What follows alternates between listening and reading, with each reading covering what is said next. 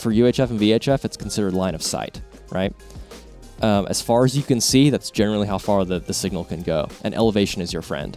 If I'm downtown in Dallas and I'm on the ground floor trying to talk to my wife, 18 miles north, I'm not going to be able to get to her with just this.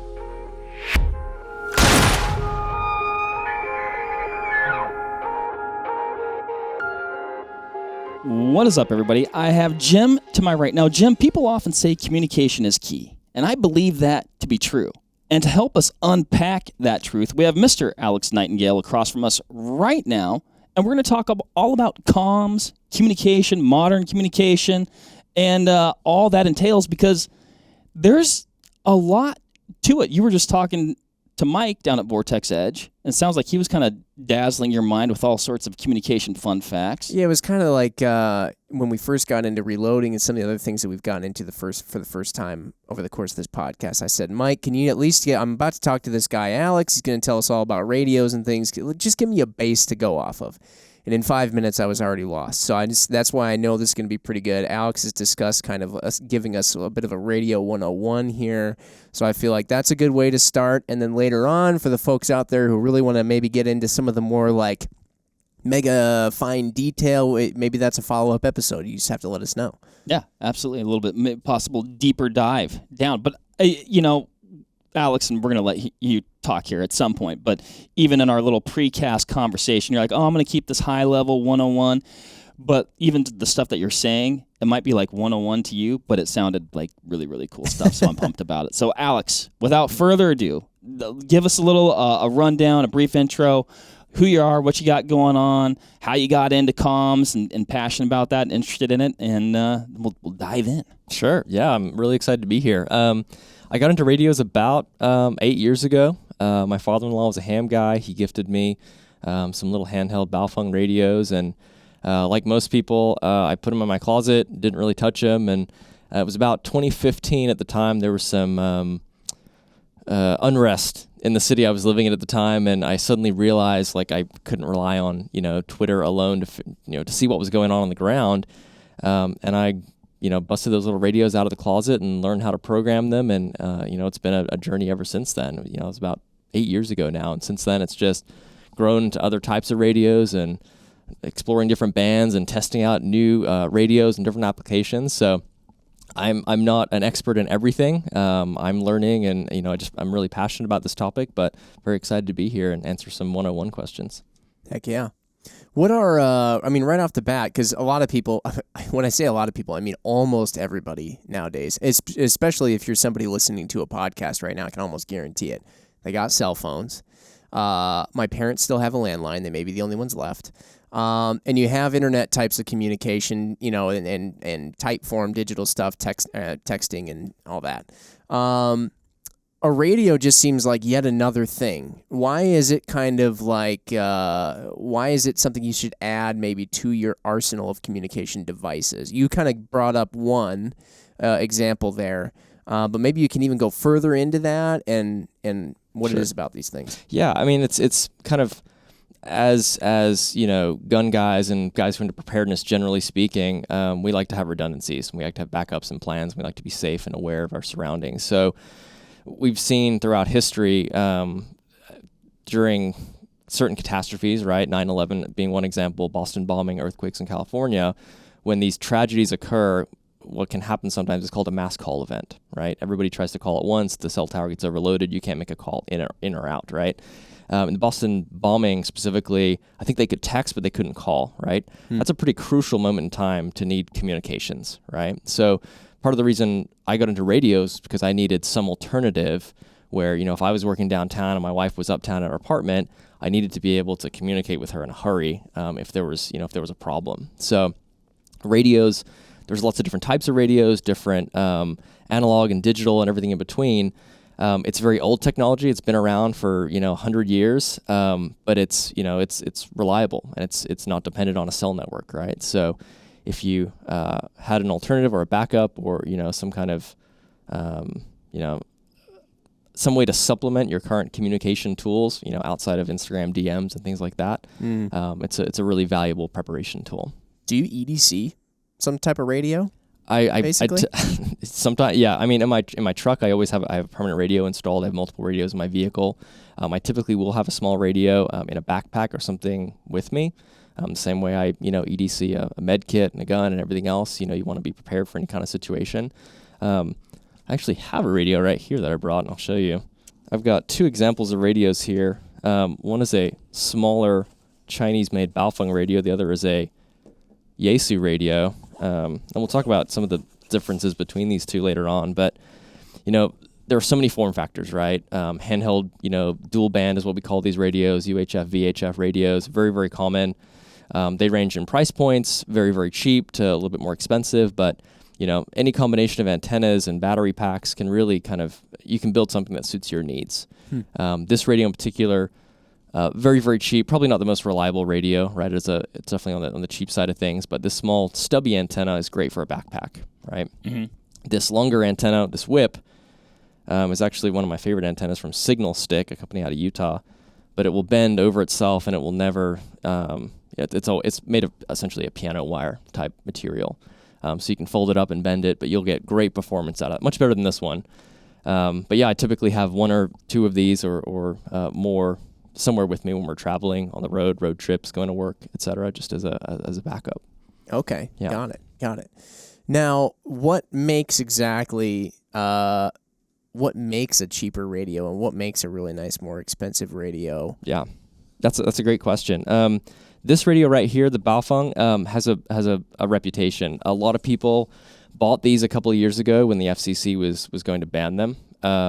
And the number one way to make gun guys buy things is to tell them that you're going to ban them. So everybody rushed out and bought these because they thought they were going away. They were like unlocked, right? Was yeah, that like the basically. term, like jailbroken with your iPhones back in the day? So that was my question. Like, why were they going to, it seems like a pretty simple, long-standing form of communication. Like, yeah, what was the problem there? Yeah, it really came down to the FCC.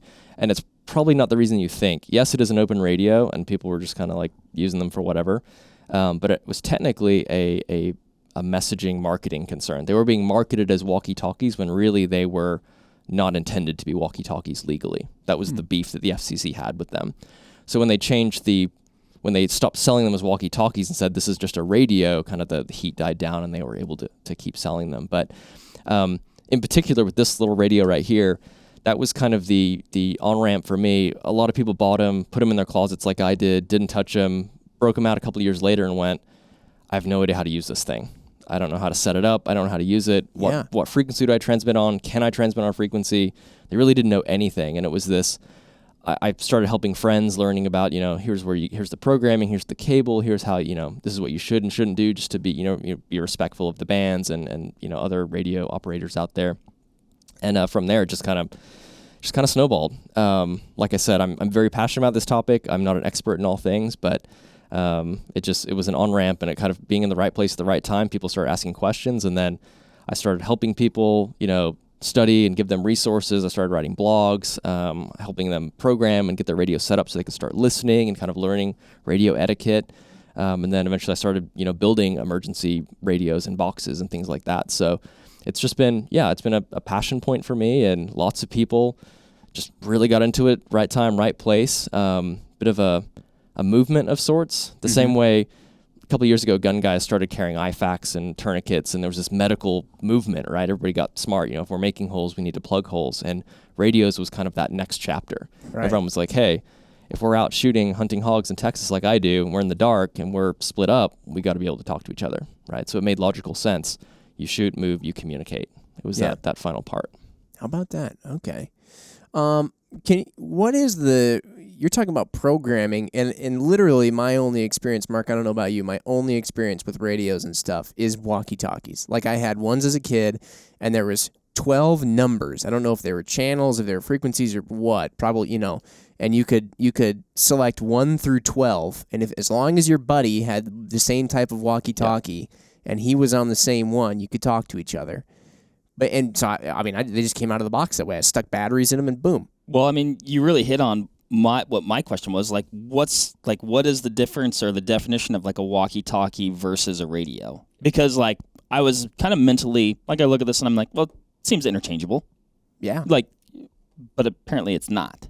Yeah, I mean, it really, the form factor might look similar, but what really distinguishes them and sets them up is what we call the band plan, right? So the FCC says, here's a wide range, here's the electromagnetic spectrum, right, in megahertz. Here's, certain frequencies are good for certain applications. Here's the air band. Here's like, for airplane communication. Okay. Here's the military can use this part of the band. We can reserve this part of the band for like Wi-Fi and routers and things like that. So they try to organize it so people don't interfere with each other, basically. Oh, okay. Mm-hmm. Yeah. So it's not like and I'm sorry to interrupt, but it's not like one frequency is like better than the other. It's just that like you have your neighborhood, so to speak, that if you're doing a certain application, you can operate within. they have different properties. So we'll talk about, HF, right? High frequency is a very long, very big wave. You're talking 15 meters, 40 meters, like that's the size of the wave coming out of that transceiver. Different wavelengths have different properties, right? So HF is great if, I want to send a really long wave that's big enough to bounce off the ionosphere and hit Japan, and I can make a contact with someone via radio directly, right? That's what HF is great for. UHF and VHF, which is what a lot of these little handhelds are, we call that dual band because they're typically 2 meters and 70 centimeters. That references roughly the size of that wave. So 70 centimeter, that band, which is about 440 kilohertz, is a really small wave, but it's better in suburban environments for penetrating things like buildings and trees and the terrain. So in most cities, you can look up your list of local ham repeaters, plug in that frequency and start listening. It's better suited for that dense urban environment because of all the obstacles. 2 meter is also popular in cities, and like most cities in America have a bunch of repeaters in both 2 meters and 70 centimeters. But typically that 70 centimeter band has slightly better properties and with trees and terrain and stuff like that. So to go back to your question, walkie-talkies live, most of them, in a little narrow part of that band called FRS, Family Radio Service. And they reserve this little batch of frequencies for things like baby monitors and security alarms and, remote control cars, right? The FCC has said, put all that stuff right here together so it's not going to interfere with, radios or satellite TVs or anything like that, Wi-Fi routers, blah, blah, blah. And what we'll do is if you get a walkie-talkie from Walmart, like a cheap one in a blister pack, it's programmed just for that little narrow band. The FCC has said, knock yourself out, right? As long as it's within this power limit, the device itself is approved, go do as you please, right? Mm-hmm. When you get to the amateur bands, which is not in that FRS range, then you need a call sign. There's other ways to identify yourself. It's a broader spectrum. There's more applications, things you can do because it's a wider set of frequencies. But if you were looking to kind of put on the training wheels for radios and like get something today that you and your buddies could use out hunting, FRS is fine. It's very low power. It's very, like my son has a Pikachu radio that's on FRS, right? That's kind of what it's used for. Yeah. There's some others out there that are growing in popularity, particularly GMRS is a big one right now. I do a lot of off-roading and, into that kind of stuff. And previously CB radio was the standard there. And now GMRS, General Mobile Radio Service, is growing because, for $30, you can get a 10-year license and all your family members can use it. So it's a more, it's better suited, I think, in some ways than what CB could do. You see a lot of brands like Midland and things like that. And it's for $30, you can jump right in. You get a call sign. There's no test. There's a much lower barrier to entry, and people can learn, basic radio stuff. We don't want to be like diehard radio guys and start communicating with their friends. Okay, but you have to get some of these you have to get a license for. Yeah. Yeah. And do I go to the license branch? How does one acquire that? Yep. And then do they hand you the call sign, or can you go and like pick it out and then of course make something like hilarious? Yeah, there's like a DMV for radios. Like what's going on? Yeah, there? it's all online. In true government fashion, the FCC website is not great. It's very slow, and it's kind of like e-forms from the ATF. It's not very polished. The user experience is not great. But you get in there, put in your name, your address, things like that. You hit submit, and then a couple of days later, they give you a call sign, and they say, here you go. You can get on GMRS. They give it to you.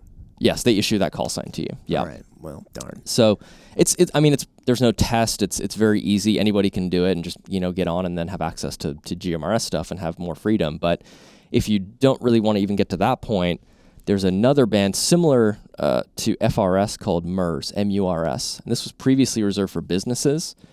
And this is essentially a souped up walkie-talkie, right? FRS is like half a watt. It's very, very low power. GMRS MURS, MURS can do 5 watts usually out of the box. And a lot of I've seen videos of couriers in New York who use them, and it'll cover multiple city blocks in New York. My buddies that I shoot with in Texas, when we're out hog hunting, and it's so hot in Texas, we shoot under night vision all the time. Like when the sun goes down, that's when we can finally emerge and hit the range. And they're not radio guys. I've been trying to teach them and help them, and encourage them. They're coming along slowly, but MURS is great for them because they can buy the radio. It's ready to go out of the box. It's got 4 channels. We pick one of them, and we can talk all night, right, through our headsets under night vision. Most of the time, we're just communicating with someone downrange who's adjusting targets, keeping everyone safe. I'd say a good portion of it is just we just trash talk each other and do what friends do and try to decide where you're going to eat after the range. So it's just it's simple talk, right? It's not sensitive communications. It doesn't need to be encrypted. It's not we don't care if someone overhears us, and that's what you have to accept about a lot of these analog these bands. FRS, GMRS, MURS, none of it's going to be encrypted. Ham is not going to be encrypted. Only when you get to the business bands and something called DMR or P25 is what a lot of departments use now as well. Only then do you really get the ability to do that. So understand your application, your needs. A tactical application is very different than a hunting application or an emergency response application. 2 totally different needs. In emergency response, you want everyone to hear you. You want to be connected. You want to get information out there to protect the public and people around you. In a tactical application, you want privacy, and you don't want to be heard, and you want to keep that, that sensitive information protected. So it's really understanding what do you want to do, and then saying what radios and what bands out there are right for me. Yeah. Yeah. And I mean, it's when people are like, oh, what scope should I get? It's like, well, how do you intend to use it? Yeah, it's funny, you're talking about, and I know, I even have some radios that I've read some of these things. I've got I think it's a Garmin Rhino 650T, right? And we use it for hunting. It's a GPS / radio. My dad and my brother and I hunt together, and it's oh yeah, turn it to, channel, whatever. This is out of the blue, 5.1. We're going to be on 5.1 or whatever. I don't even know what, like you said, is it FRS, GMRS, MRS? I think that radio might have all 3. I don't know which one we're on when I'm using that. Maybe I should. Maybe I need a license. Well, because you can Ryan, cut this out. Because you could possibly, we discussed this before, possibly get your wrist slapped or something, or get in trouble for not being on the correct. And especially if you have one of those old, quote, unlocked radios where you can just kind of dial to whatever, you might be not where you're supposed to be. Yeah, I mean, it can in theory. I think there's a lot of fear of the FCC that's maybe unwarranted. I'm not a lawyer. I'm obviously, would encourage people to be smart, know the rules, govern yourselves. We're all adults. I think the fear of the FCC is a little bit exaggerated sometimes. If you were transmitting on a band you weren't supposed to be for a long time at a high power, someone might pick that up and say, what are you doing? You're bugging me. You shouldn't be on this band. Move somewhere else. That's typically what happens. The FCC actually has what they call notices of all the fines they give people. I have never seen an individual get a fine. Typically, it's businesses like illegal FM radio stations transmitting at 10,000 watts, really big stuff. Businesses, schools, using a frequency that they didn't reserve and, they didn't switch when they were told to. It's that kind of stuff that typically gets a fine. An individual using one of these who accidentally goes on the wrong band and is talking to their buddy down the street, you're probably not going to have any issues there. Obviously be smart, learn where you're supposed to be so you can, not be interrupted or cause any, problems with other people. But I don't think a black Suburban is going to pull up outside your house with a directional antenna and arrest you and haul you up to jail because you, used the wrong radio on the wrong frequency one time, right? So with that being said, like I said, learn about your application, figure out what you want to do, figure out where you should be, et cetera. If you need a license, go through that process and get that, and then that opens up and you can, experiment and learn and keep progressing in your radio journey. One thing I will say on the topic of these before I forget, these are very, very popular radios, and I kind of have a love-hate relationship with them.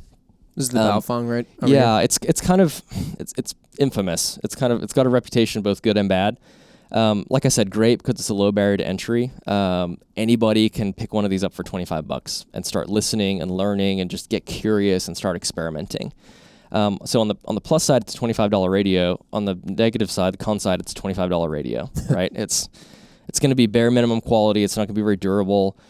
So I kind of feel the same way about these radios like I do. I don't know if we can mention firearm brands here, but like the Smith & Wesson M&P 15, right? A good budget-oriented rifle.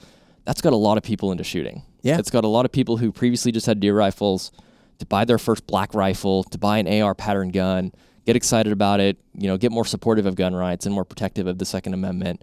It's done a lot of good, right? I feel the same way about Palmetto State Armory, right? At one point had $300 rifles. Like, more rifles in more people's hands, that's a fantastic thing. Is it the best quality? It's definitely on the budget side of things, right? Is it a rifle I would trust my life to? Probably not. I'd choose something else, right? But if more people have them in more people's hands and they just get interested and enter the category, enter the community and start learning, I think that's a really good thing. Well, that's also better than the one you didn't have. Exactly. If it was the only gun I had, I'd make it work, right? I've rarely run into anything where I've spent incredibly less than another option, and like incredibly less. Right. And I'm like, oh, it's just as good.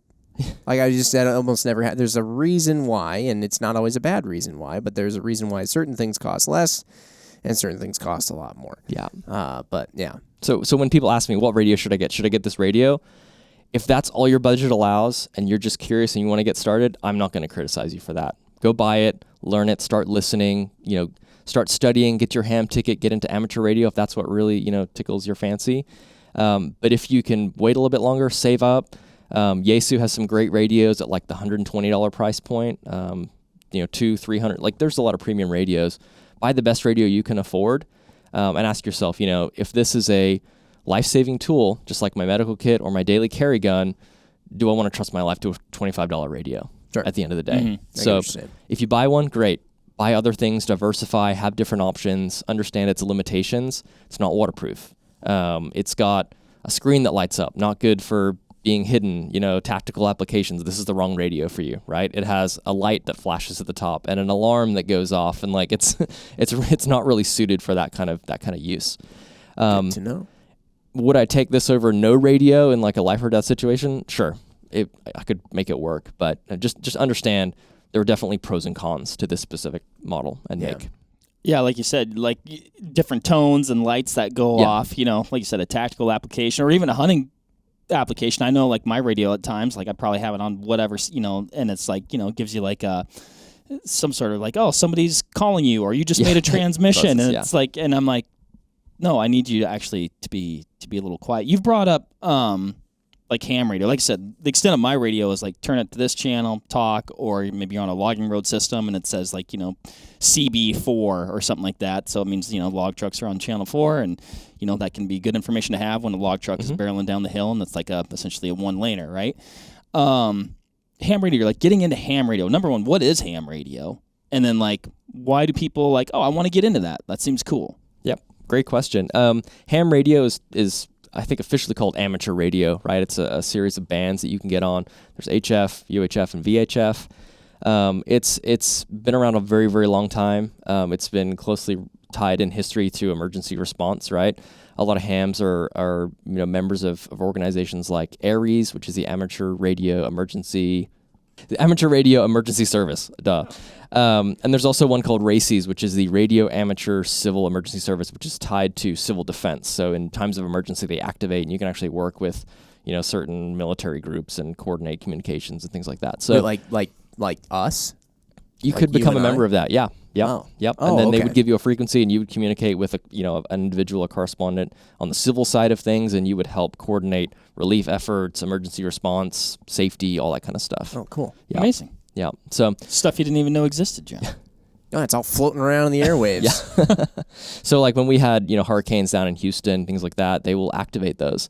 A big draw for me personally, like I said, originally was civil unrest, right? There were some riots going on. I needed to know what was going on. At the time, that local department in that large city was actually on analog frequency. So I could listen to dispatch and listen to the precincts and hear everything in real time. Now, fast forward down the road, now I'm living in Dallas. We get tornadoes pretty frequently.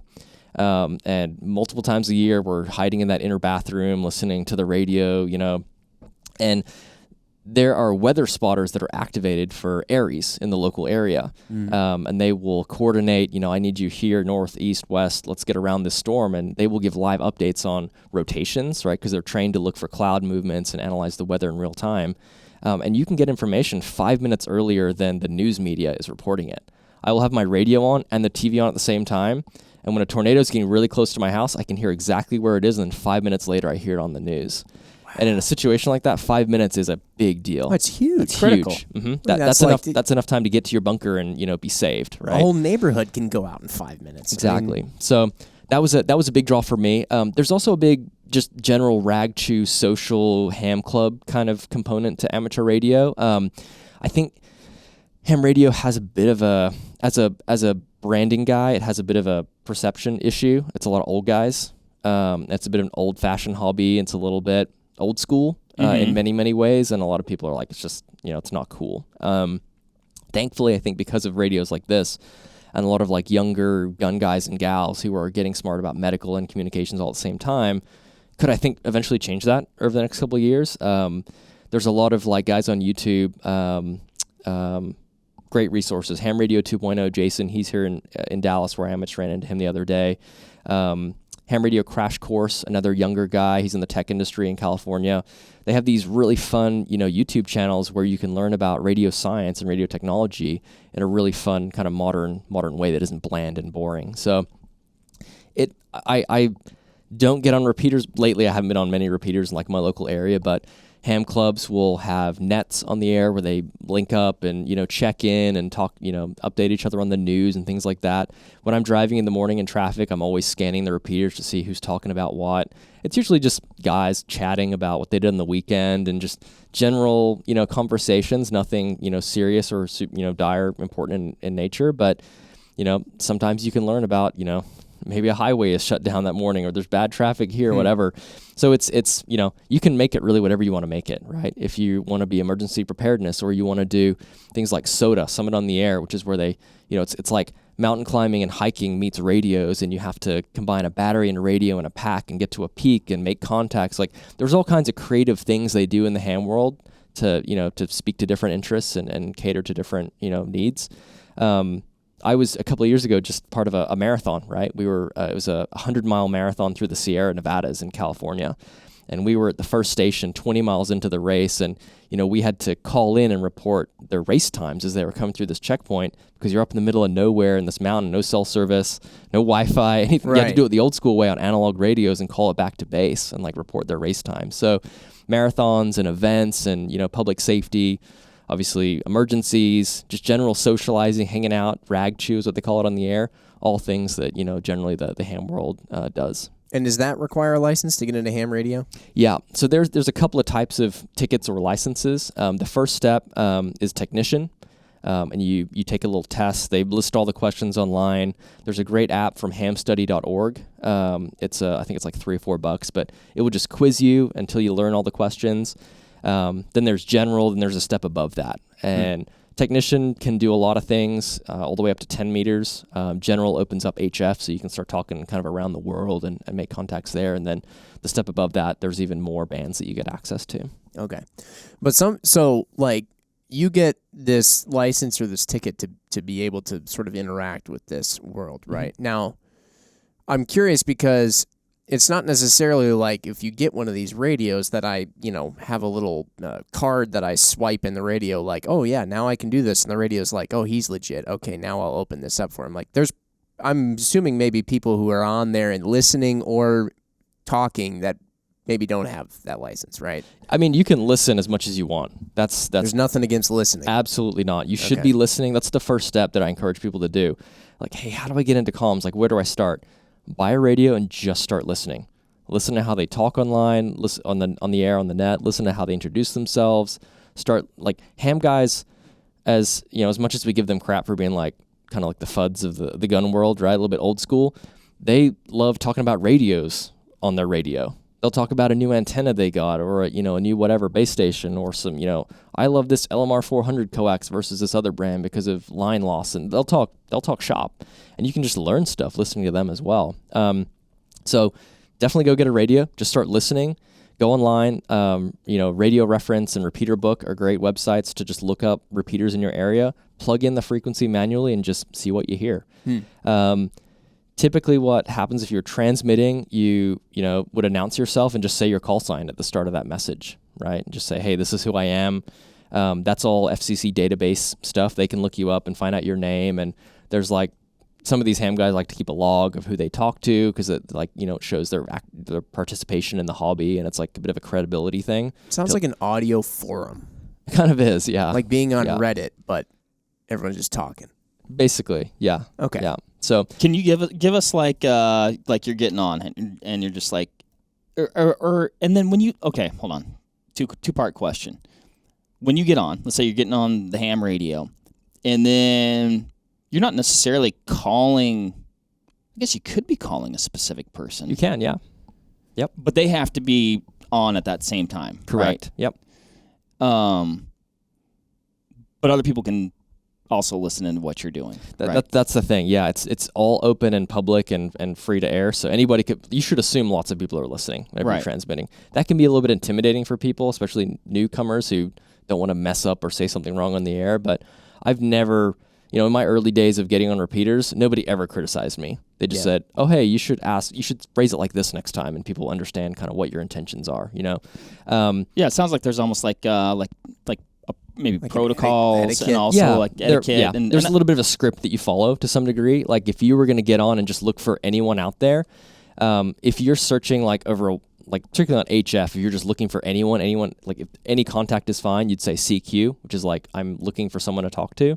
On a local repeater, though, you can typically just get on and say your call sign. Like I would say KD9 EBU on mobile. I just say that much. It just lets anybody who's out there just scanning or listening quietly in the background goes, oh, that guy's on a mobile radio. He's on his vehicle driving around. He's going to want to chat for a couple of minutes. And then they would chime in with they would say my call sign, then their call sign back. Hey, I hear you. How's it going? What are you up to today? We would just start a casual conversation that way. Huh. And then you just say your call sign once every 10 minutes or so. And that's basically all there is to it. That was the second part of my question. Like if you could which you just did, like kind of demonstrate that introduction. Mm-hmm. Now, would that be, like let's say you were having some sort of emergency. Maybe it was like your call sign on mobile, and then would you follow that with like somebody's shooting at me? Yeah, yeah, or just just ran off the road, mile marker, whatever. Mm-hmm. There's a system or a script, essentially like a phrase for that as well. You would say priority 3 times or emergency 3 times. Okay. So I'd say KD9 EBU emergency, emergency, emergency. And whatever is going on that repeater, like courtesy is like it would stop and they'd pay attention to me. What do you need? Where are you? Like what's going on? It's good to know as well. There's certain, I don't know if they're protections or provisions, but even if you're unlicensed, the FCC has said if it comes down to life and death, protecting your life or your property, you can use this radio however you see fit. Okay. In whatever way you can, nice. Whatever you need to get your message out there to get help. If your truck's overturned in a ditch in the middle of nowhere, Texas, and you need help and your cell phone got busted, use the radio. You don't need a call sign. Use it to protect your life. That's totally okay. Yeah. They're not going to fine you or slap you on the wrist for that because you need help. So in that regard, it's a great idea to have a radio for an emergency. I would encourage everyone to study, watch YouTube videos, study for your test and get that because it opens up a world of possibilities and learning. But even if you don't, you can still fall back on this in emergency. It's a great tool to have at your disposal. Yeah. It seems so much faster too, though. Like for a lot of applications. Like you said, if your person's like, well, I got a cell phone, I call, well, number one, you might not have service. Mm-hmm. And number two, like fly out of your center console and it's behind you now, you can't reach it. Yeah. And also like, let's say we're in a group or I want to, you're reaching all 3 people at once. It's not like, well, I better call so-and-so now and let them know what's up. It's like, if you have the range, I guess, and you have all 3 people on the same, comm channel, you can, everybody's updated at the same time. And that's exactly what you're talking about with like, emergencies or, whatever. Like it just, Yeah. It makes so much sense. I mean, I would say this too. Be aware, like learn your radio and understand its capabilities. Get out there and practice whenever you can. If I was in the middle of nowhere, in suburbia, I can get maybe 1.5 miles with this thing. Okay. I can get about 4 with this thing, right? Okay. A big question I get in my DMs on Instagram all the time is like, hey, how far can this Baofeng transmit? Like, can I talk to my mother 20 miles away in another town? I'm like, that's just not possible. Like, it's not realistic. You're not going to be able to get that far. Like, well, how can I get more transmitting range? I'm like, it really, for UHF and VHF, it's considered line of sight, right? As far as you can see, that's generally how far the signal can go. And elevation is your friend. If I'm downtown in Dallas and I'm on the ground floor trying to talk to my wife, 18 miles north, I'm not going to be able to get to her with just this, right? Yeah. If I'm on the 18th floor, I might be able to get her directly, like what we call simplex, radio to radio, direct line of sight. What we would have to do with our family emergency plan is say, okay, I work here, I live here, here's a repeater in the middle. If something's going down, get on this repeater and monitor, for 5 minutes every hour and see if you hear me, right? Yeah. And that repeater, which is essentially a relay system, is going to get me in contact over much longer distances. That's how a lot of these ham clubs function. They Your radio hits that, it then bangs it Exactly. out again. Now, when it hits it out again, it's got a much bigger range probably than your just handheld walkie.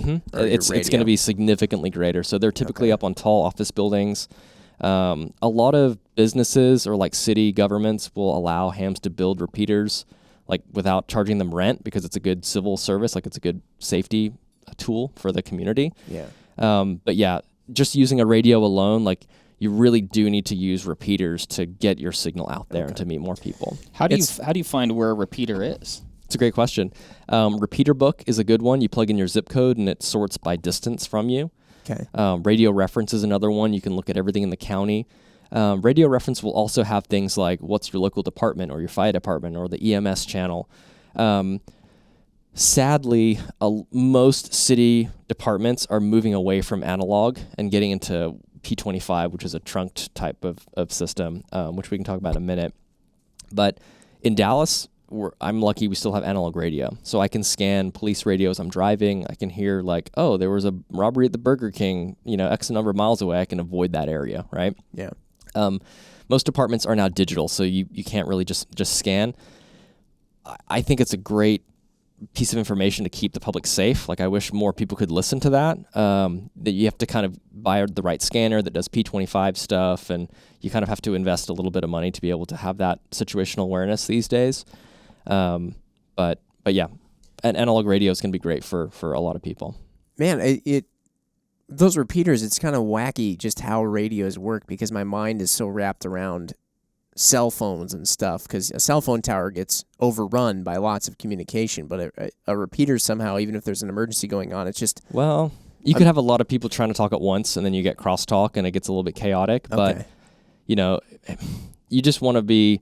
It's good etiquette, right? Get in, get your message out there. Hey, this is KD9EBU. I'm safe. I'm alive. I'm making my way home. See you in a bit. That's it. Like if your wife hears that message, then you're good. Okay. Free up and that. you just have to be fine with the fact that everybody else hears that too. Yep. Yeah. That's just part of the, it's the nature of the platform, right? It's designed to be open so that everybody can communicate and talk and learn the hobby together. If you do need something more private, that's when we get into like P25 and DMR and that kind of stuff as well, which we can touch on. If there is too much chatter though, you can switch, say like, say your call sign switching to a different channel, right? In fact, it's courteous, right? If you're hanging out with someone on the repeater and you're chatting up for a while, you'd say, hey, let's shift over to this frequency, just so that we don't hog the repeater all day. Sometimes there'll be like a little timeout buzz that you get, like, hey, you've been transmitting for 2 minutes straight, take a break and say your call sign. There might be someone else trying to jump in, and we want to give them courtesy of talking as well. Wow. Man, what an interesting world, and it's just all happening, and you don't even realize it necessarily. Yeah. What's up? So the P25s. Yep. Yeah. What's the rationale for moving to that? And then it sounds like it's a completely maybe same purpose but different functionality, or Yeah, great question. This is not my area of expertise, but I can give you enough keywords. You got like listeners at home can go and start researching this or ask some questions. I've got some guys that I usually refer people to if they need to, if they want to reserve a frequency on the business band and get some handheld radios that their business or their team or tactical or otherwise can use privately. The value, I guess, or the reason most departments are going to P25, it was designed for interoperability, essentially, right? You can have a Kenwood radio, you can have a Motorola radio. They're going to use a standardized system of encryption and trunked communications, right? Where the fire department and the police department and anybody else, despite what hardware they have, can all communicate effectively together on one unified platform, right? What that means is it frees up frequencies. So you could have 6 patrol officers, using the same frequency, and they have a digital ID, so you know who's talking, and it's a great way to have talk groups and send private communications using a digital form of communication over an analog, wave. Essentially, is probably my poor way of explaining it, but it just means that analog radios, they can't do that, right? P25 is a separate system. It's not analog at all. A similar one is DMR. Again, DMR is not my forte, so I will just say what I know. But the experts that I talk to about DMR typically encourage people to start with radio fundamentals first and then graduate into DMR at a later point. But the big advantage is it's going to be truly encrypted and truly private, right? A lot of people confuse what we call tones on these radios with encryption. It's really not that. What you can do is, and I'll explain what a tone is. If you have a repeater on a frequency, you will set what we call a PL tone. Maybe it's 142.3. I'm just making that up. To access that repeater, you'd have to put in the PL tone, so the repeater knows you're purposely trying to open the squelch and connect with that repeater, right? It just filters out unintended traffic, right? If we were going to use MURS channel 3, you and I on a hog hunt, we could set the same tone so that only you and I would be listening to each other. It doesn't make it private. It just filters out anything else that doesn't use that tone. And when you key up your push to talk, there would be a sub-audible tone that tells the other radio, hey, this is traffic intended for you. You're using the same tone. Let's play this audio so this guy can hear it. So if somebody else knew that tone, they could then listen into you. That's how it's not private. Well, that's the thing. You can scan for a PL tone very easily. Okay. So, if you wanted to get in and listen and talk and interrupt someone, you could, in theory, if you were trying to be malicious, you could search for their PL tone and talk to them and interrupt, right? So it's not encrypted. It's not private. It's just a filtering tool. And I think sometimes it's misleading when people say it's a privacy tone. It's like, well, it's more of a convenience tone. It just focuses who you're listening to and who can, talk back to you. If you are looking for encryption, again, it's not my area of expertise, but P25 and DMR is definitely something you want to be looking into. Get yourself, a slot on the business bands. LMR, Land Mobile Radio Service, is like where businesses, organizations can get their own private frequencies, and then the sky's the limit after that. Yeah. If that's something that interests you, there's some guys on Instagram you should reach out to. BSH Comms, Bish Comms, he's great. Anarcho Bacon, Comms and Logistics, Terminal Armament. He's a big DMR guy. He does some really cool stuff with software-defined radio, which is essentially a little thumb drive you can plug in with an antenna, and you can you get a waterfall chart and you can see the spectrum in front of you. It's great for scanning, right? It's really cool stuff, and it's not very expensive. It's very cost-effective technology. And then my friends, Mojave Repeater out in Vegas, they're Marines. They teach classes on radio fundamentals. You go out in the field with them and have a class, which is really cool. And a lot of those guys do business band stuff. I don't, but those would be the guys to talk to. Yeah. The repeater thing, I'm trying to wrap my head around it. No, I don't mean to belabor the point, but so there might be one repeater at the top of a building has one frequency that it sort of, if you're on that frequency, you're pinging that repeater, right? How many are there usually in a given, you're in Dallas, are there just a buttload of repeaters everywhere, just all kinds, or is there only a couple, or? Yeah, it's a great question. It depends on the city. I've never seen more repeaters in my life than in downtown Manhattan. There's more than I can fit on. There's 125 something memory slots on these. There's more I can fit in there in just a little 10, 15 mile radius. It's crazy. Oh, wow. Okay. In Dallas, we have a lot. I'd say there's probably 20 repeaters close to me in Dallas. Yeah. Which means there's always somebody talking, always something to listen to.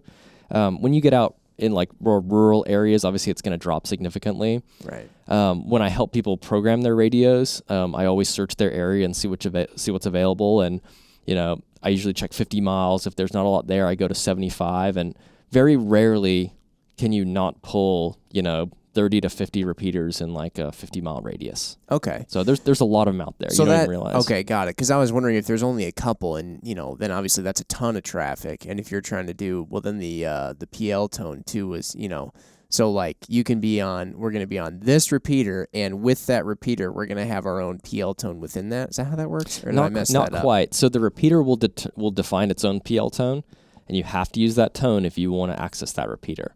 Oh, got it. Okay. Yeah. So there's the way a repeater works is essentially it's two frequencies, incoming and outgoing, and one will be a little bit higher than the other. So it'll listen for a incoming signal. It will then shift. The repeater shifts up and spits that back out to everybody else listening. So what happens when you key up your radio is it will transmit at a certain frequency, and then it will jump back to a little higher frequency to listen, just so that you're not transmitting back and forth on the same frequency exactly. It's just more efficient that way. Okay. Yeah. And then how, like, you've got your radio, how are you sorting out, I guess, what frequency that repeater is? Does your radio, like, have a scan feature and it goes boom and it just locks on? Or do you have to know, like, oh, I know this repeater is X frequency? Like, what's going on there? You can definitely scan, but that takes a very long time. I don't have the patience to program in repeaters manually. Go online, go to Google, find out, like, you can find your local ham club and see what their frequency is. Yeah. The best one, like I said, is Repeater Book, because it'll give you a big list. It'll have the frequency that you should plug in on your keypad. It'll have the PL tone you need to set.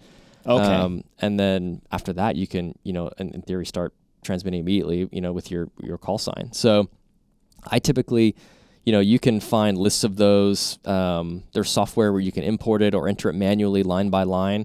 Definitely program your radio, have channels in there you can scan through, because if you really need help, scanning through the entire band is going to take forever. Right. And you want to have specific places you can go, cycling through quickly, where you can catch a transmission when it's happening and not miss it. Right. Yeah.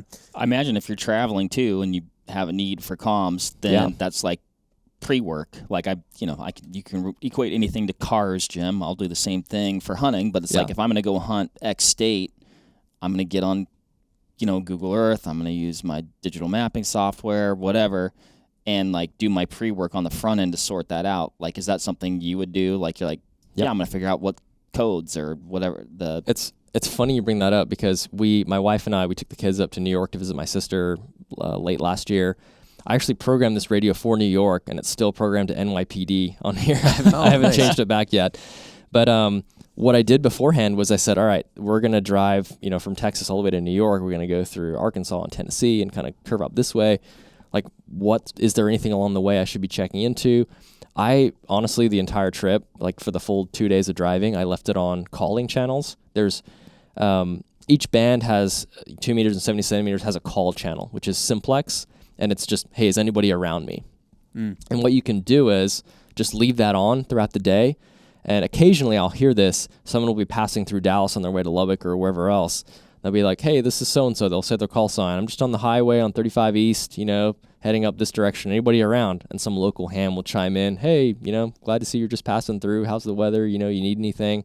And they'll just kind of make random contacts along the way using this unified, a calling channel is basically what it's called. And if you're looking for just anyone near you, like in the vicinity, it's a great place to start. And then from there, you shift over to a repeater or somewhere else to continue the conversation. So there's national go-to places where everybody can kind of meet up on a unified frequency. Okay. Is there any way that via, bouncing around from repeater to repeater, if you could, like, get it just right with the frequencies or something, that you could be somewhere, I don't know, here and talk to your wife via a radio? Or are you going to have to get something a little bit more complicated than what you just have here on the table to do that? That's a great question, and I get it a lot. There are a lot of limitations with just a handheld radio, right? Even if you were going to build a bigger rig and like put an antenna on your roof at like 50 to 100 watts, Yeah, 2 meters and 70 centimeters is just not going to get you city to city or like state to state, right? It's not really going to have that kind of coverage. If you got onto like the 10-meter band or HF, yeah, you could start doing that, but you would really need to tune your setup for that specific purpose. You need to get the right antenna, very large antenna, typically with a long counterpoise. The atmospheric conditions are important. My goal, actually, I have not done this yet. My father-in-law, like I said, got me into radios, but I would love to take my HF rig and talk to him in California. That's like my goal this year. I'm trying to achieve that. But it depends on a lot of things, like what's the solar conductivity today, right? There's like the state of the ionosphere, the conditions for that day really affect how far you can transmit, right? If the band is open or closed is what they call it. If it's closed, you're not going to be able to talk very far. If it's open and it's hot, you're going to hear a lot of traffic on that band, people talking internationally. So if you wanted to talk to a family member a really long way away directly, like not relying on the internet, there's a tool called Echolink where repeaters connect to the web. So like our local repeater in Richardson in Texas can connect to someone in Tallahassee, Florida, and we can chat that weekend. And that's great until the internet goes down. Right. It doesn't really help you in an emergency. It kind of it's fun as like a social connectivity thing. Like you just meet hams around the place and make some contact, which is fine. But the biggest downfall, I think, is just the dependence on the internet. So if you really are getting serious about it, look into HF. You are going to need to invest a lot of time, money, resources, really get smart. It's not easy to do. If it was easy, we'd be using those instead of cell phones, right? But it can be done. Okay. With the right planning and the right, plan of attack. Okay. You've mentioned the antennas a couple times now, and obviously the radios that you have on the table have different antennas. Now, I heard, this is when I was talking to Mike for 5 minutes before I came up. Yeah. And he suggested this. I'd be curious to get your take on it. He said that if all else were similar, or maybe even if you were comparing a slightly less powerful radio to a slightly more powerful radio, whichever one has the better antenna will actually perform better. Like yes, basically I would not place your precedence on the antenna more so than like getting some big beefcake of a radio with like this massive power or something like that. I would say for the most part, I agree with that. It's kind of like buying a performance vehicle, but you cheap out on the tires. Yeah. You're like, all that horsepower is just not meeting the road. You're wasting it essentially. The big important factor for antennas is something called resonance. If you have a 70 centimeter wave and you build a 70 centimeter antenna, roughly speaking, that electromagnetic wave is going to be able to resonate and leave the antenna with ease, right? Okay. We'll talk about SWR in a minute, what that means, but essentially you need to tune an antenna so that for that frequency. If it's not tuned, what's going to happen is it's not going to resonate. You're going to get a lot of loss through heat, usually. Your effective range is going to be decreased significantly, and what can actually happen, it's called a standing wave ratio, where you transmit, it doesn't leave the antenna effectively, and it actually goes back down into the transceiver and can damage your equipment. So there are cheap tools you can buy. For handheld radios like this, I would not be that concerned. You're buying a purpose-built antenna for that application. You don't have to test it. You can if you're curious, but you're not going to. With a good quality antenna from Signal Stick or Nagoya or any reputable brand, Comet, Diamond, they make good antennas as well. You really shouldn't be all that worried about it because they're going to be tuned from the factory. But if you're making your own antenna, get your meter out, check what your SWR, what your ratio is. A 1.1 is great. A 2 or higher, you're going to start having some issues. But to your point, you can buy a really powerful 15-watt radio, and if your factory antenna is garbage, you're effectively not getting anywhere close to that power output because most of it's being lost. Sure. Because of the poor antenna. So guys will say, well, this is 5 watts. I want the 8-watt radio. I'm like, well, if you don't change the antenna, you're still only getting like 6 watts. You're not going to get that full 8 watts because it's being lost. Good to know. You've mentioned the ionosphere a couple times. What is that? It's part of the atmosphere where there's a lot of what's the best, simplest definition here? Let me go to Ions. Sphere? Spheres. Anyway, the ionosphere is essentially a part of the atmosphere that will reflect certain waves and certain wavelengths. Okay. A little short wave like this, like 70 centimeters, is small enough to penetrate the ionosphere and just kind of go off and get lost. But if you want to, what we call, propagate an HF wave, You look for the right atmospheric conditions where the ionosphere is just right. Sometimes like sunrise, sunset, different times of the day can have different properties. When the sun is up, it can change as well. That's going to determine how effective you are in, making a contact in Japan or Europe or something like that. And is that something you can check too? It's almost like checking a different type of weather Exactly. to find out if it's good for... Yep. There's websites that will give you all the atmospheric conditions for the day as they currently are. It'll tell you which bands are open or closed based on their, the likelihood of success or how, active they are.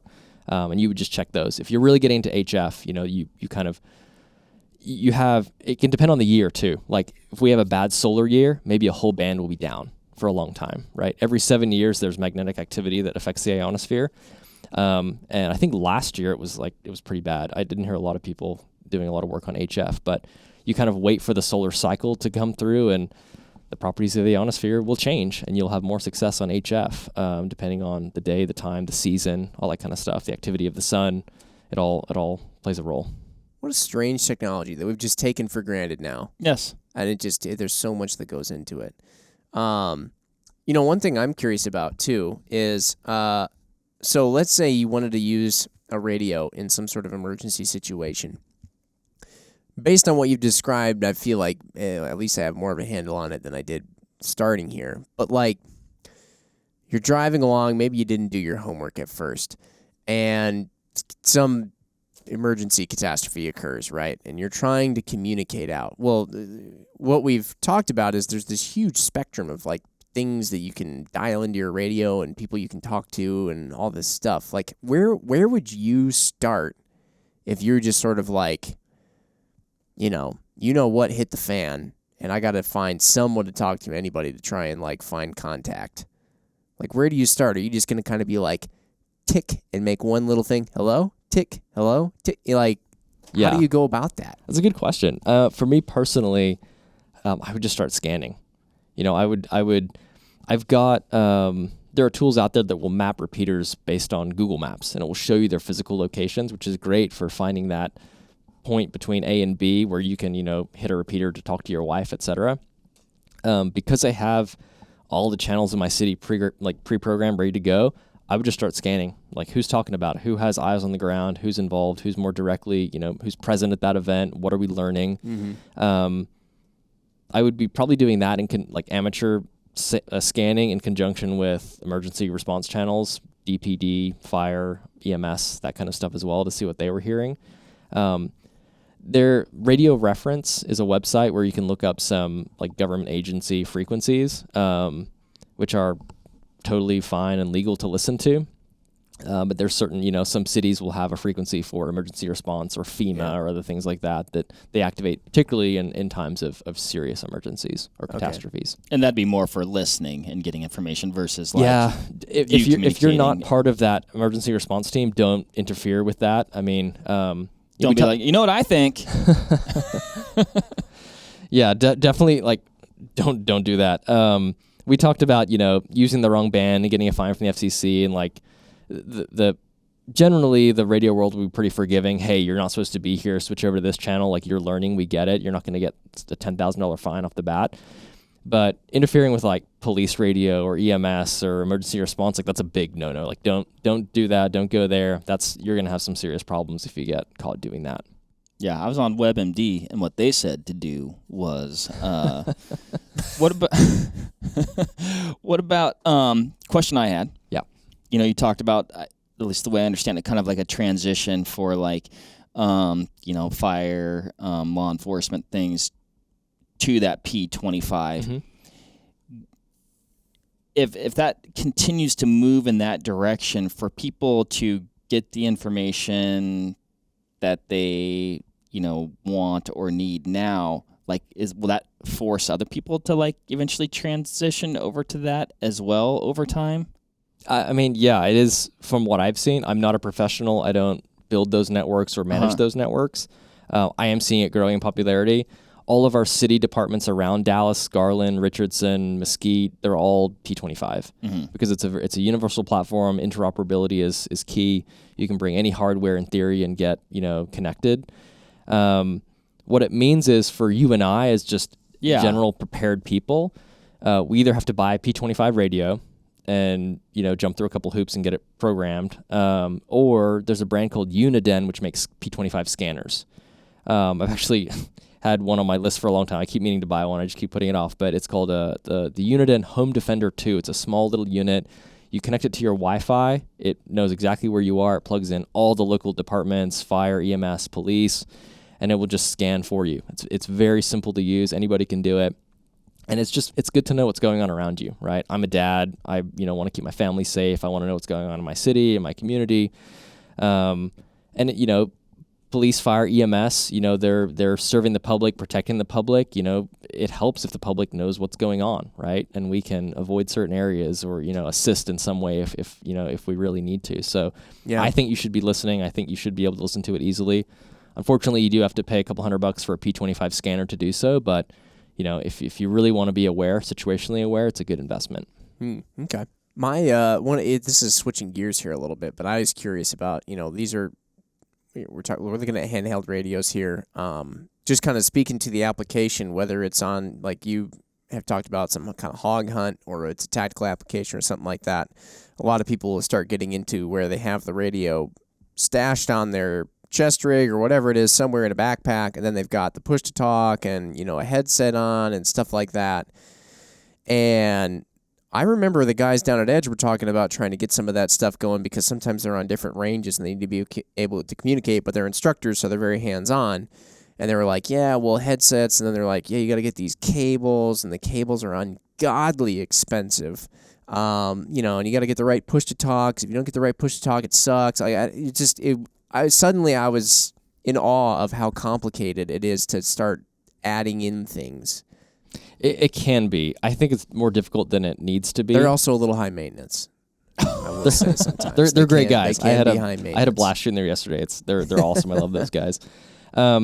Generally speaking, let's start from kind of the top and work our way down, right? The headset. That's the biggest thing to get right off the bat. I've had a lot of brands of ear pro in the past, anything from, your $30 Howard lights that are, on the cheap end up to, OpsCore amps, which are really nice and have great audio quality. And if you start with a good platform, typically OpsCore amps or Peltor Comtacs, one of those two, they're not cheap. Even on the used side of things, Comtacs are going to be about $400. That's a lot for ear pro for a lot of people, and I get that. But you're going to have quality, durability, connectivity that's way simpler than almost any other platform. Trying to convert cheaper Howard lights to have a boom mic and be connected through a little 3.5 millimeter jack, it gets fussy. It's pretty complicated. It's more difficult than it should be. So definitely get some good ear pro, especially if you're using night vision, you have a helmet. Even if you don't, just a headband is fine as well. Get amps or Comtacs. The microphone is important. They both have dynamic mics, which is very easy to connect to a standard push-to-talk. I had some MSA Sordins in the past that I bought a mic conversion kit for, and it had an electret mic, not a dynamic mic, and the push-to-talk didn't play nicely with it, and it wouldn't work, and I had to switch out a bunch of components, and I paid way more than I should have trying to make it work than if I just bought amps or Comtacs right from the get-go. So invest in good quality gear, save up a little bit if you need to, buy the Comtacs, buy the amps. They're well worth the money. And then from there, you'll have a down lead, which typically has what we call a TP120 or a U174. It looks like a big fat headphone plug. It's got squished and fat and wide. And that will go into a good quality push-to-talk. There's two brands. I use one from Disco 32. I know JCI Comms in the UK also makes one over and for that market over there. Any amplified push-to-talk you can get should work, right? Buy a good quality push-to-talk, one that's wired and soldered properly, is waterproof and durable, etc. And this is more than just a button then? It is. I always thought it was basically just an extension of this button on the side that let you talk. Yes and no. So civilian radios are going to need some amplification. Without an amplified push-to-talk, they're going to sound really quiet in your headset, almost to the point of being unusable, right? Okay. I'm not military, never have been, but military radios use a 6-pin. The PRC 152 is very common. They don't need an amplified push-to-talk from what I've been told, right? So if you buy some surplus Comtacs that have a 6-pin connector, you're going to have to get some adapters. You're going to have to jump through some hoops. It's easier if you're using a civilian radio, whether it's a Kenwood or an ICOM or a Yaesu. Those are all good brands you should be looking at if you're trying to buy a handheld radio. If you want considering this is more of a tactical application, definitely look at Motorola. They have radios that are actually built for duty use, or they have combat radios that are ready for hard use and are not going to flash or make sounds or give you away in a tactical environment, right? When you're trying to stay hidden. So get a good headset with a dynamic microphone, an amplified push to talk, which will then plug into your radio. Antennas are an interesting part of that application. Typically, if you have a helmet on, like if I'm hunting in a group, like I only hunt with people that I feel confident around, people that are very, very safe. If you're wearing a plate carrier with, level 3, level 4 plates, just as some insurance, right? If you're at a range day or something like shooting steel, it's cheap insurance to have plates. I think that's a good application for those as a civilian, right? You should have some. You're going to have a plate carrier. You can actually get woven antennas, which will weave through the webbing or the MOLLE around your plate carrier, so you don't have this whip like flicking you in the face the whole time or sticking up unnecessarily. There's a couple of brands that I've used that I really like. Cattail make a really great woven antenna. You can look them up online. I think it's called the RTO. Disco 32 also have a VMOS, which is a similar application. Now, when you're weaving an antenna around your body, it's not going to have the greatest performance. It's not going to be like a long range like you could maybe hang it in a tree, like unweave it and hang it up somewhere, and it'd be great. But just know that there are sacrifices you're going to make weaving an antenna through your body. It's not going to be the most efficient, right? Antennas, need to be well grounded, and there's certain properties that help that antenna to perform better. Is there an option if you were going to go that route that, obviously you've got equipment, maybe you have a pack with you that you carry like an additional antenna that can enhance that system? Yeah, you absolutely could. For most people, if I'm in a hunting group, I'm going to have more than enough capability to communicate, where I need to go. I'm not going to be able to communicate like 10 or 15 miles, maybe with my equipment, just speaking personally, if the antenna is woven around my body. But closer range, line of sight, it's going to be more than enough. Just know that it's not the optimal place to put an antenna to weave it through something around being close to your body. Gotcha. What's interesting about whips is as you hold a handheld radio, you're actually grounding that antenna, and your body becomes essentially a counterpoise. Oh. Yeah, so antennas work really, really well when they're grounded, just like an electrical ground, right? So as you hold it, you're actually helping that antenna to resonate properly. It's intended to be held in your hand and use your body as that counterpoise. You can do an experiment sometimes with a small antenna like this. I do this when I'm driving sometimes. The frame of your car will kind of be like a bit of a Faraday cage sometimes. It's not ideal. Mm-hmm. Get your antenna outside if at all possible. But you can put your radio like on your thigh, and your thigh essentially grounds the radio, and you'll notice you can receive more frequencies with a small antenna just by touching it on your body. It's kind of cool. Wow. It's fun to experiment with.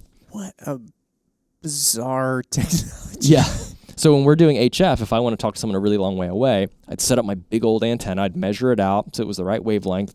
Then I would get a wire, a counterpoise essentially, that would balance the antenna or ground the antenna. Yeah. And at a certain length, it would be tuned optimally for that frequency. On 2 meters and 70 centimeters, there's a bit of a fudge factor. It doesn't have to be an exact science because it's typically, closer range communications. But yeah, just holding it actually makes that antenna do its job. Wow. The local sheriff's department was testing out some of these interesting, I don't even know if you call them headsets, but it was like these things that went, it was a cord, it came up and then it went in their ear, and it was it was their ear pro. Yeah. Mm-hmm. Yeah, and it would use the vibration from their like skull to pick up what they were saying. Very, very accurate sounding when you would listen to them, and then it was also hearing protection, and it would transmit then what they were receiving messages and stuff. And it was just minuscule. They didn't have these big muffs on. They just had like boop, little things in their ears. I've seen the Bone earpiece, I think is the brand you're talking about. It might be. I have friends who are in like VIP protection, like personal protection, that be world. A little more discreet. Yeah, and they want to be low profile. They've got a slick plate carrier on, maybe some softer plates so they can hide under clothes, and it's very hard to detect. Usually it's molded to your ear, it's clear, it's a tiny little cable that runs down under your shirt. There's like the world is your oyster. There's as many types of radios and applications in the radio world as there are in the gun world, right? Do you want to be a long-range shooter? Do you want to, like, painstakingly trim your cases and spend hours in the reload room looking at your standard deviation, like getting your perfect load? Do you want to be a competition pistol guy and shoot fast at 15 yards? Do you want to be a collector of historic firearms? Do you want to shoot night vision? Whatever kind of interests you, emergency, tactical, everything in between, there's probably something that you can get excited about and get into. Man, that's cool. It is a whole nother world. We got to stop doing these, Mark, because I keep having to buy things. Well, you buy things, then, you think you're, and maybe it's kind of somewhat of an ostrich mentality, right? But it's just like, man, I probably should carry a pistol every day. Oh, I probably should carry an IFAC kit. I probably should have a radio. Ostrich mentality is if you just stick your head in the ground, you're fine. Yeah. Nobody can see me. I can't see them. Yeah, or a plate carrier, or, oh, I probably should have a bug out kit, or I probably should have more water in my basement. Like, yeah.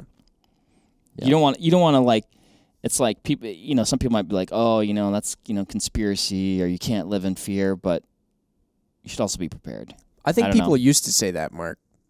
And then after the last 2 years, everybody, you talk about like, oh yeah, I know we got a bunch of food rations and stuff in the basement, and your friends are like, oh, where'd you get those? Yeah, I went. Yeah, we're gonna get that too. You don't really get the eye roll as much anymore after the last couple of years we've had. At the end of the day, like when people ask like, why are you into radios? Like, it's just cool. It's fun. I think it's cool. It's interesting. It keeps me studying and learning constantly, and like because I can. Like, why do I have night vision, or why do I have a plate carrier or a suppressor? It's like, because it's a free country and I can do whatever interests me and, live my dream, right? That's really what it comes down to. Isn't that a wonderful thing? God bless America. Should we end on that? You didn't know this was going to end that way, but I like that. God bless America. So I'm gonna add to it. I'm gonna ruin it, Jim. But yes, God bless America. Number one, let's do that. But like we talked about with this, I mean, we're a little bit over an hour here. Comms 101, which, like I alluded to earlier, wasn't that 101 to me. There's a ton to it. I think there's a ton left. I feel like we scratched the comms surface today. Barely. We didn't get into, even like, I guess the more advanced things, or like you started talking about helmet comms and things like that. I feel like we just barely got into that. So if you're out there and we scratched the surface of your comms itch, let us know, and we might dive even deeper into the comms world. Yeah, that could very well be a follow-up. So light up those comments. And God bless America. Again. Thank you for joining us. My pleasure. Truly enlightening. So it was cool, great. man. Appreciate having me. You're on Instagram and stuff. People can find you, right? Yep. What's that? Where do people find you? Yeah, so primarily on Instagram. My handle is Agans, AGANZ with 2 underscores. I get DMs all the time about radio questions. I have a website, agansstore.com, where I have a blog and resources and how-tos. Occasionally, have radios and, other things, stickers for sale and stuff like that. But that's, those 2 points of contact. That's where people can find me. Check them out. Cool. Awesome. Thanks again. No worries. Thanks, everybody, for listening. Thanks, y'all. We'll catch you on the next one. Bye. Bye. There you have it, folks. Thank you very much for listening. As usual, give this video a like if you liked it, comment something below, and give us a subscribe to the Vortex Nation podcast channel. It would mean a lot to us. Also, why don't you give us a follow over on Instagram while you're at it, at Vortex Nation Podcast. We'd love to hear from you over there, and we'll keep you updated with all kinds of cool photos and videos from our adventures that we do here. Otherwise, we will see you on the next one. Thank you again. Happy hunting and shooting, everybody. Have a good one.